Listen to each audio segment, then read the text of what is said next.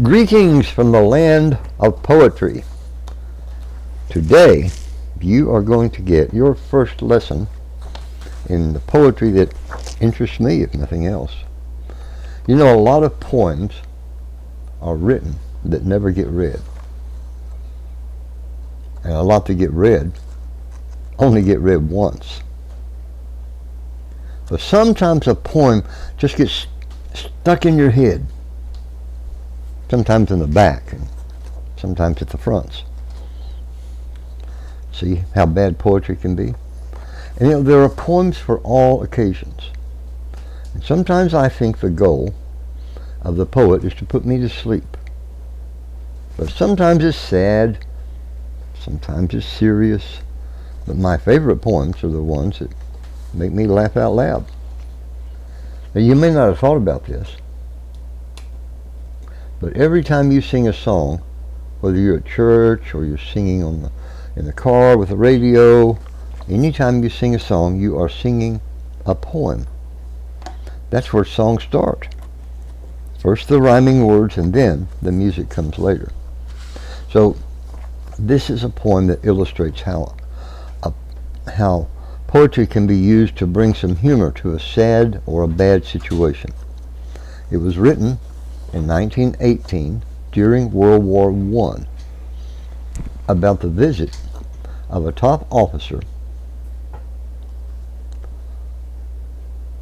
to the front lines in the miserable trench warfare that killed about 10 million soldiers on both sides. Another 20 million people died as well. It was a crazy war.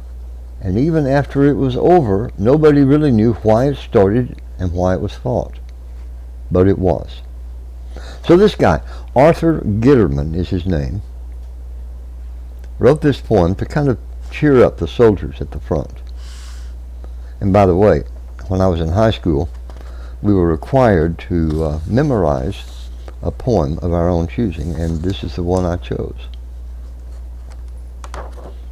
Pershing, the general, was named John Pershing.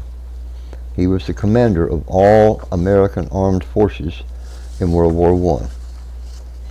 And it goes like this. The general came in a new tin hat to the shell-torn front where the war was at. With a faithful aide at his good right hand, he made his way toward no man's land. And a tough top sergeant there they found, and a captain too, to show them round.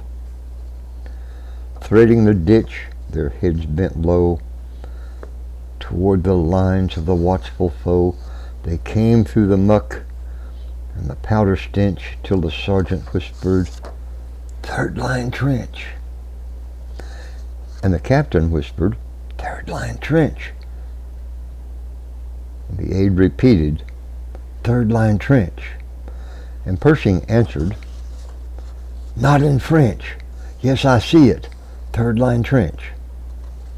Again they marched with wary tread, following on where the sergeant led, through the wet and the muck as well, till they came to another parallel. They halted there in the mud and the drench, and the sergeant whispered, "Second line trench." The captain whispered, "Second line trench."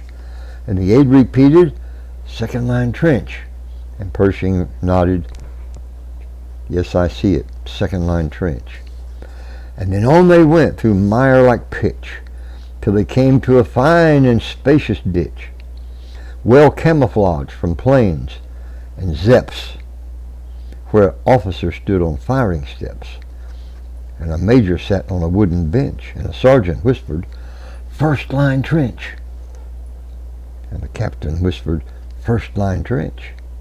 And the aide repeated, "First line trench." And Pershing whispered, "Yes, I see. How far off is the enemy?" How far off is the enemy? And the faithful aide, he asked he, "How far off is the enemy?" And the captain breathed in a softer key, "How far off is the enemy?"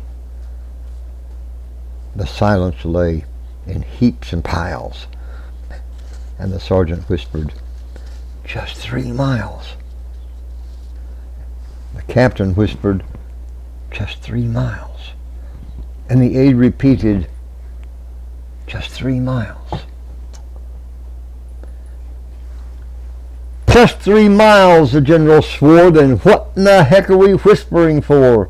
And the captain said in a gentle roar, "What in the heck are we whispering for?"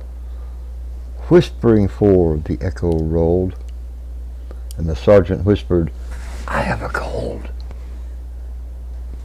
And that's the end.